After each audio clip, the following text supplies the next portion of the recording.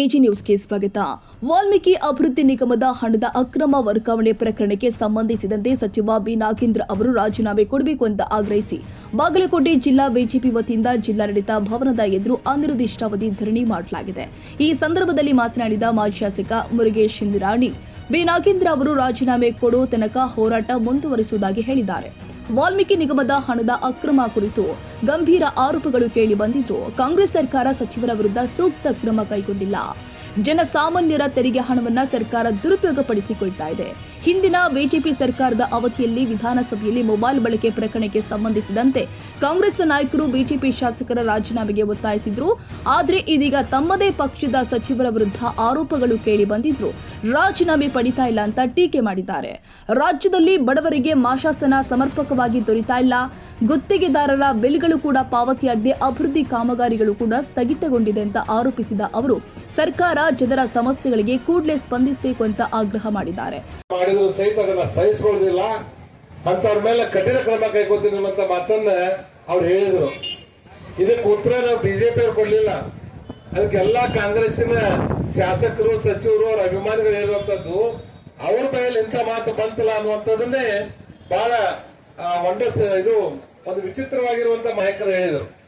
ಅತಿ ಭ್ರಷ್ಟಾಚಾರದ ಕಳಸ ಇಟ್ಟಿರುವಂತವರೇ ಮುಖ್ಯಮಂತ್ರಿಗಳು. ಅಂತವ್ರ ಬಾಯಲ್ಲಿ ಈ ತರ ಬಂದಿರುವಂತದ್ರ ಜೊತೆಗೆ ಇವತ್ತೆಲ್ಲ ಜನಸಾಮಾನ್ಯರು ಕೊಟ್ಟಿರುವಂತ ತೆರಿಗೆಯನ್ನ ಇವತ್ತು ಪ್ರತಿ ಗ್ರಾಮ ಪಂಚಾಯತಿಗೆ 10 ಲಕ್ಷ ರೂಪಾಯಿ ಅಂತ ಕೊಡೋದ್ರ ಮುಖಾಂತರ ಕಾಂಗ್ರೆಸ್ನ ಸಂಘಟನೆಯನ್ನ ಮಾಡ್ಲಿಕ್ಕೆ ಹೊರಟಿರುವಂತ ಈ ದಪ್ಪ ಸರ್ಕಾರಕ್ಕೆ, ಒಂದು ದಪ್ಪ ಕಾಂಗ್ರೆಸ್ಸಿನ ಒಂದು ನಾಯಕತ್ವಕ್ಕೆ ನಾವು ಧಿಕ್ಕಾರವನ್ನು ಹೇಳಲೇಬೇಕಾಗ್ತದೆ. ಅದೇ 1,000 ಕೋಟಿ ರೂಪಾಯಿ ಹಣವನ್ನ ಬಡವರ ಅಭಿವೃದ್ಧಿಗಾಗಿರ್ಬೋದು ಅಥವಾ ಬೇರೆ ಬೇರೆ ಅಭಿವೃದ್ಧಿ ಕೆಲಸಗಳಿಗೆ ಅದನ್ನು ಸದುಪಯೋಗ ಮಾಡ್ಕೋಬೇಕಾಗಿತ್ತು. ಈ ಸರ್ಕಾರದ ಹಣವನ್ನ, ತೆರಿಗೆ ಹಣವನ್ನ ದುರುಪಯೋಗ ಮಾಡುವಂತ ಸರ್ಕಾರಕ್ಕೆ ನಾವು ಧಿಕ್ಕಾರವನ್ನ ಹೇಳಲೇಬೇಕು ಅನ್ನುವಂತ ಮಾತನ್ನ ಈ ಸಂದರ್ಭದಲ್ಲಿ ಹೇಳ್ತೇನೆ. ಭಾರತೀಯ ಜನತಾ ಪಾರ್ಟಿ ಮತ್ತು ಕಾಂಗ್ರೆಸ್ಗೆ ಯಾವ ರೀತಿ ವ್ಯತ್ಯಾಸ ಇದೆ ಅನ್ನುವಂಥದ್ದನ್ನ ಹೇಳಿದ್ರೆ ತಮಗೆಲ್ಲ ನೆನಪಿರ್ಬೋದು. ನಮ್ಮ ಹಿಂದೆ ಯಡಿಯೂರಪ್ಪನವರು ಮುಖ್ಯಮಂತ್ರಿ ಇದ್ದಾಗ ನಾವು ಸಚಿವರಾಗಿದ್ದೀವಿ. ಅವತ್ತು ಕಾಂಗ್ರೆಸ್ನವರು ಆಪಾದನೆ ಮಾಡೋಕ್ಕಿಂತ ಮೊದಲನೇ ಅವತ್ತು ವಿಧಾನಸಭೆ ಒಳಗಡೆ 3 ಜನ ಒಂದು ಮೊಬೈಲ್ನಲ್ಲಿ ಒಂದು ಮೊಬೈಲ್ ವೀಕ್ಷಣೆ ಮಾಡಿದ್ದಾರೆ ಅನ್ನೋದ್ರ ಸಲುವಾಗಿ ಅವತ್ತು ಸಿ ಪಾಟೀಲ್, ಲಕ್ಷ್ಮಣ್ ಸವದಿ ಮತ್ತು ಕೃಷ್ಣ ಪಾಲೆಮರ್ ಅವರನ್ನ ಅವ್ರು ಕೇಳೋದಕ್ಕಿಂತ ಮೊದಲನೇ ಇವತ್ತು ನಮ್ಮ ಭಾರತೀಯ ಜನತಾ ಪಾರ್ಟಿ ರಾಜೀನಾಮೆ ತೋರ್ತು. ಅದು ಅನೌನ್ಸ್ ಆಗಿರುವಂತ ಕೇವಲ 2-3 ತಾಸಲ್ಲಿ.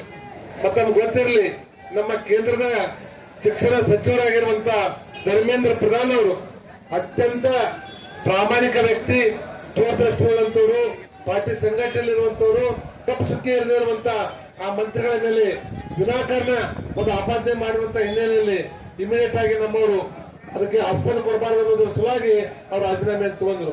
ಆದ್ರೆ ಇವತ್ತು ಕಾಂಗ್ರೆಸ್ನ ಸರ್ಕಾರ ನಾಗೇಂದ್ರ ಅವರು 187 ಕೋಟಿ ರೂಪಾಯಿ ಅವರು ಲಂಚ ಪಡೆದಿದ್ದಾರೆ ಅನ್ನುವಂಥದ್ದನ್ನ ಎಲ್ಲರೂ ಚರ್ಚೆ ಮಾಡುವಂತ ಸಂದರ್ಭದಲ್ಲಿ ಆ ಹಣ ಕೇವಲ ಕರ್ನಾಟಕದಲ್ಲಿ ಉಪಯೋಗ ಆಗಿಲ್ಲ, ಆ ಹಣ ಅಕ್ಕಪಕ್ಕದ ರಾಜ್ಯಗಳ ಜೊತೆಗೆ ಕೇಂದ್ರದ ನಾಯಕರಿಗೂ ಸಹಿತ ಮುಟ್ಟಿರುವಂತದ್ದು ಎಲ್ಲರಿಗೂ ಗೊತ್ತಿರುವಂತದ್ದು. ಕೇಂದ್ರದ ನಾಯಕರಿಗೆ ಮುಟ್ಟಿರುವಂತ ಹಿನ್ನೆಲೆಯಲ್ಲಿ ಇವತ್ತು ಬಿ ನಾಗೇಂದ್ರ ರಾಜೀನಾಮೆ ಕೇಳ್ತಾ ಇಲ್ಲ. ನಾ ಪತ್ರಕರ್ತ ಸ್ನೇಹಿತರಿಗೆ ಹೇಳ್ತಾ ಇದ್ದೀನಿ, ಯಾಕೆ ನಾಗೇಂದ್ರನ ಅವ್ರು ಪ್ರೊಟೆಕ್ಟ್ ಮಾಡ್ತಾರೆ ಅಂತಂದ್ರೆ ಆ ನಾಗೇಂದ್ರ ಯಾರ್ಯಾರು ಕೊಟ್ಟಿದ್ದೀನಿ ಅನ್ನುವಂಥದನ್ನ ರಾಜೀನಾಮೆ ಕೊಡೋದ್ರ ಇವಾಗ ಎಲ್ಲೆಲ್ಲಿ ಮುಟ್ಟೈತೆ ಅನ್ನುವಂಥದ್ದನ್ನ ಹೇಳ್ಬಿಟ್ರೆ ಇದು ಬಹಳ ಮಂದಿಗೆ ಉರುಳಾಗ್ತದೆ ಅನ್ನುವಂತ ಮಾತಿನ ಸಲುವಾಗಿ ನಾಗೇಂದ್ರನ ಪ್ರೊಟೆಕ್ಟ್ ಮಾಡ್ತಾರೆ ಅನ್ನುವಂತ ಮಾತನ್ನ ಈ ಸಂದರ್ಭದಲ್ಲಿ ಹೇಳ್ತೇನೆ. ನಾಗೇಂದ್ರ ಒಬ್ಬ ವೆಪನ್ಸ್ ಮಾತ್ರ, ಒಬ್ಬ ಆಯುಧ ಮಾತ್ರ ಇದೆಲ್ಲ ಕಲೆಕ್ಟ್ ಮಾಡಿ ಕಾಂಗ್ರೆಸ್ನ ಬೇರೆ ಬೇರೆ ರಾಜ್ಯದ ಚುನಾವಣೆಗಳಿಗೆ ಕಾಂಗ್ರೆಸ್ನ ಮುಖಂಡರಿಗೆ ಈ ದುಡ್ಡನ್ನು ತಲುಪಿಸಿರುವಂತವರು ಬಿ ನಾಗೇಂದ್ರ.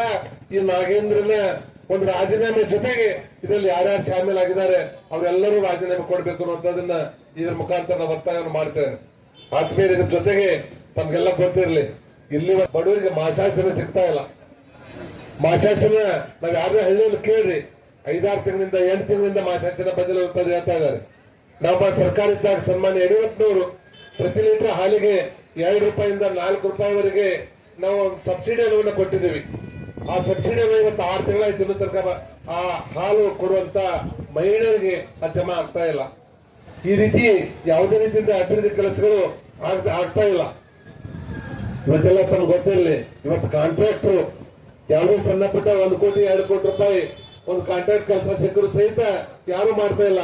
ಯಾಕಂದ್ರೆ ಕಳೆದ 4-4 ವರ್ಷದಿಂದ ಅವ್ರಿಗೆ ಯಾವುದೇ ರೀತಿಯಿಂದ ಹಿಂದಿನ ಕಾಂಟ್ರಾಕ್ಟ್ ಬಿಲ್ ಅನ್ನ ಈ ಸರ್ಕಾರ ಕೊಡ್ತಾ ಇಲ್ಲ. ಎಷ್ಟೋ ಜನ ಕಾಂಟ್ರಾಕ್ಟರ್ ಇವತ್ತು ಸುಸೈಡ್ ಮಾಡಿ ಉರುಳಾಕೊಳ್ಳುವಂತ ಪರಿಸ್ಥಿತಿಯಲ್ಲಿದ್ದಾರೆ, ಕೆಲವೊಬ್ರು ಉರುಳನ್ನ ಹಾಕೊಂಡಿದ್ದಾರೆ. ಅಂತ ಪರಿಸ್ಥಿತಿಯಲ್ಲಿರುವಂತ ಈ ಕಾಂಗ್ರೆಸ್ಸಿನ ಸರ್ಕಾರದಲ್ಲಿ ಯಾವುದೇ ಅಭಿವೃದ್ಧಿ ಕೆಲಸಗಳು ಆಗ್ತಾ ಇಲ್ಲ. ಅಂತಂದ್ರೆ ಬರುವಂತಹ ದಿವಸದಲ್ಲಿ ಈ ಕೇವಲ ಈ ನಾಗೇಂದ್ರ ಅಷ್ಟೇ ರಾಜೀನಾಮೆ ಅಲ್ಲ, ಈ ಸರ್ಕಾರವನ್ನ ಕಿತ್ತೊಗೆಯವರೆಗೆ ನಾವೆಲ್ಲರೂ ಸಹಿತ ವೇದಿಕೆ ಮೇಲಿರುವಂತವ್ರು ನಾವೆಲ್ಲ ಕಾರ್ಯಕರ್ತರು ಹೇಳ್ಬಾರ್ದು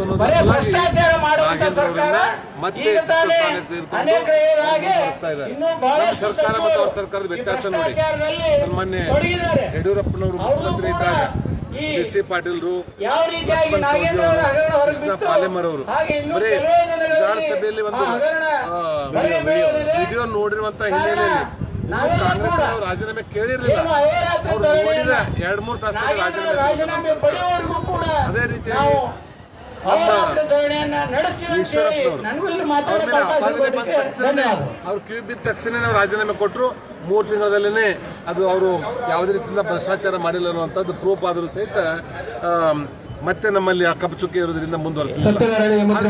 ಜಗಜ್ಜಾಹಿರಾತಾಗಿರುವಂತಹ ಭ್ರಷ್ಟಾಚಾರ, ಅದ್ರ ಜೊತೆಗೇನೆ ನಮ್ಮ ಕೇಂದ್ರದ ಸಚಿವರಾಗಿರುವಂತಹ ಧರ್ಮೇಂದ್ರ ಪ್ರಧಾನ್ ಅವರು ಶಿಕ್ಷಣ ಇಲಾಖೆಯಲ್ಲಿ ಅತ್ಯಂತ ಪ್ರಾಮಾಣಿಕವಾಗಿ ದೂರದೃಷ್ಟಿಯುಳ್ಳುವಂತ ಒಬ್ಬ ವ್ಯಕ್ತಿ ಅವರು. ಅದರಲ್ಲಿ ಅದು ಕ್ವಶನ್ ಪೇಪರ್ ಲೀಕ್ ಆದ ತಕ್ಷಣ ಅದನ್ನು ಕ್ಯಾನ್ಸಲ್ ಮಾಡಿ ಮರು ಪರೀಕ್ಷೆಯನ್ನು ಮಾಡಿಕೊಂಡು ಅದಕ್ಕೊಂದು ನ್ಯಾಯ ಕೊಟ್ಟಿರುವಂತಹ ವ್ಯಕ್ತಿ ಧರ್ಮೇಂದ್ರ ಪ್ರಧಾನ್ ಸಹಿತ ಇವರು ಹೋರಾಟ ಮಾಡಿ ಸರ್ಕಾರಕ್ಕೆ ಪ್ರಯತ್ನವನ್ನು ಇವರು ಮಾಡಿದರು. ಆದ್ರೆ ಕಾಂಗ್ರೆಸ್ಸಿನ ಭ್ರಷ್ಟಾಚಾರ ಬಿಜೆಪಿ ಕಂಪೇರ್ ಮಾಡಿದರೆ ಇವರು ಅಜಗಜಾಂತರವಾಗಿ ದೂರಿದ್ದಾರೆ. ಅದರ ಸಲುವಾಗಿ ನಾವು ಇಷ್ಟೇ ಯಾವುದೇ ರೀತಿಯ ಅಭಿವೃದ್ಧಿ ಕೆಲಸಗಳಿಲ್ಲ. ಸಾಮಾನ್ಯ ಜನ ತೆರಿಗೆ ಕೊಟ್ಟಿರುವಂತಹ ಹಣದಲ್ಲಿ 1,000 ಕೋಟಿ ರೂಪಾಯಿಗಳನ್ನು ಖರ್ಚು ಮಾಡಿ ಆ 1,000 ಕೋಟಿ ರೂಪಾಯಿಗಳಲ್ಲಿ ಪ್ರತಿ ಗ್ರಾಮ ಪಂಚಾಯತ್ 10 ಲಕ್ಷ ರೂಪಾಯಿ ಖರ್ಚು ಮಾಡೋದ್ರ ಮುಖಾಂತರ ಕಾಂಗ್ರೆಸ್ ಪಕ್ಷದ ಸಂಘಟನೆ ಮಾಡ್ತಾರೆ. ಇದಕ್ಕೆ ನಾವು ಅವ್ರಿಗೆ ಧಿಕ್ಕಾರ ಹೇಳಲೇಬೇಕು. ಸದುಪಯೋಗ ಕಟ್ಟಕಡೆ ಮನುಷ್ಯನ ಬಡವರಿಗೆ ದುಡ್ಡನ್ನು ಉಪಯೋಗ ಮಾಡಬೇಕು. ಇವತ್ತು ಮಾಸಾಶನಗಳು ಯಾವುದೇ ಮಾಸಾಶನ ಬಂದಿಲ್ಲ ಮತ್ತು ಹಾಲಿನ ಸಬ್ಸಿಡಿ ಸರ್ಕಾರದ ಘೋಷಣೆ ಆಗಿರುವಂತದ್ದು 7-8 ತಿಂಗಳಿಂದ ಇವತ್ತು ಹಾಲಿನ ಸಬ್ಸಿಡಿ ಬಂದಿಲ್ಲ. 1,000 ಕೋಟಿ ರೂಪಾಯಿಗಳನ್ನ ಗ್ರಾಮ ಪಂಚಾಯತಿ ಮಟ್ಟದಲ್ಲಿ ಬಳಸಿ ಗುಂಡಾಗಿರಿ ಪ್ರಚೋದನೆ ಕೊಡ್ತಾ ಇದ್ದಾರೆ. ಗುಂಡಾಗಿರಿ ಅಷ್ಟೇ ಅಲ್ಲದೆ ಅವ್ರ ಪಕ್ಷದ ಸಂಘಟನೆ ಮಾಡುವಂತದಕ್ಕೆ ಸಾಮಾನ್ಯ ಜನರ ತೆರಿಗೆ ಹಣವನ್ನು ದುರುಪಯೋಗ ಮಾಡ್ತಾರೆ. ಕಾಂಗ್ರೆಸ್ ನಾಯಕರೆಲ್ಲ ಸೇರಿ ಭ್ರಷ್ಟ ಸಚಿವರನ್ನ ರಕ್ಷಣೆ ಮಾಡೋ ಕೆಲಸಗಳಿದ್ದಾರೆ. ಮಾಡುವಂತದಕ್ಕೆ ಮುಂದಾಗಿರುವಂತಹ ಮುಖ್ಯ ಕಾರಣ ಆ ಭ್ರಷ್ಟಾಚಾರದ ಹಣದಲ್ಲಿ ಕಾಂಗ್ರೆಸ್ಸಿನ ನಾಯಕರಿಗೂ ತಲುಪಿದೆ, ಕಾಂಗ್ರೆಸ್ನ ರಾಷ್ಟ್ರೀಯ ನಾಯಕರಿಗೂ ತಲುಪಿದೆ. ಅವನು ತೆಗೆದರೆ ಮತ್ತೆ ಅವ್ನು ಬಾಯ್ ಬಿಡ್ತಾನೆ ಅನ್ನುವಂತ ಹೆದರಿಕೆಗಾಗಿ ಅದನ್ನ ಅವನ ಮುಂದುವರಿಸ್ತಾ ಇದ್ದಾರೆ. ಅವನ್ನ ರಾಜೀನಾಮೆ ತೆಗೆದುಕೊಳ್ಳಿ. ಎಲ್ಲಿವರೆಗೂ ನಿಮ್ಮ ನಿರಂತರ ಧರಣಿ ಮುಂದುವರಿಯುತ್ತೆ? ಈ ಹೋರಾಟವನ್ನ ಅವರ ರಾಜೀನಾಮೆ ಕೊಡುವವರೆಗೂ ಮುಂದುವರಿಸ್ತಾ ಇದ್ದೀವಿ. ವಿಧಾನಸಭೆ ಒಳಗಡೆ ಮತ್ತು ಹೊರಗಡೆ ಒಂದ್ ವೇಳೆ ನಿಮ್ಮ ಬೇಡಿಕೆಗೆ ಅವ್ರು ಬಗ್ಗದೆ ಹೋದ್ರೆ ಏನ್ ಮಾಡ್ತಾರೆ? ತಾರ್ಕಿಕ ಹಂತಕ್ಕೆ ನಾವು ಒಯ್ದೇವೆ. ರಾಜ್ಯದ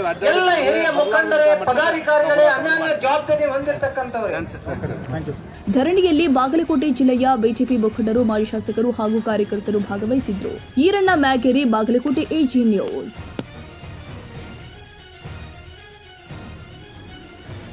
ಕನ್ನಡಿಗರ ಮೆಚ್ಚಿನ ನಿಮ್ಮ ಎಜೆ 24/7 ನ್ಯೂಸ್ ಕನ್ನಡ ವಾಹಿನಿ ಇದೀಗ ಟಿವಿಯಲ್ಲಿ ಲಭ್ಯ.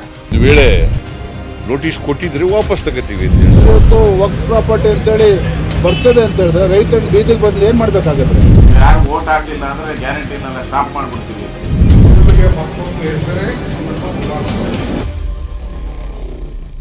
ಕರ್ನಾಟಕ ಮತ್ತು ದೇಶ ವಿದೇಶ 360 ಡಿಗ್ರಿ ಸುದ್ದಿ ಹಾಗೂ ಉತ್ತರ ಕರ್ನಾಟಕ, ಬೆಳಗಾವಿ, ಬಾಗಲಕೋಟೆ, ಧಾರವಾಡ, ಹಾವೇರಿ, ಗದಗ, ಬಿಜಾಪುರ ಜಿಲ್ಲೆಯ ಕ್ಷಣ ಕ್ಷಣದ ವಿವರವನ್ನ ಪಡೆಯುವುದಕ್ಕೆ ಎಜೆ 24/7 ನ್ಯೂಸ್ ಕನ್ನಡ ವಾಹಿನಿಯನ್ನ ಲೈಕ್ ಮಾಡಿ, ವಿಡಿಯೋಗಳನ್ನ ಶೇರ್ ಮಾಡಿ, ಕಮೆಂಟ್ ಮಾಡುವ ಮೂಲಕ ನಮ್ಮ ವಾಹಿನಿಗೆ ಸಹಕಾರ ನೀಡಿ ಮತ್ತು ಚಾನೆಲ್ ಅನ್ನ ಸಬ್ಸ್ಕ್ರೈಬ್ ಮಾಡಿ.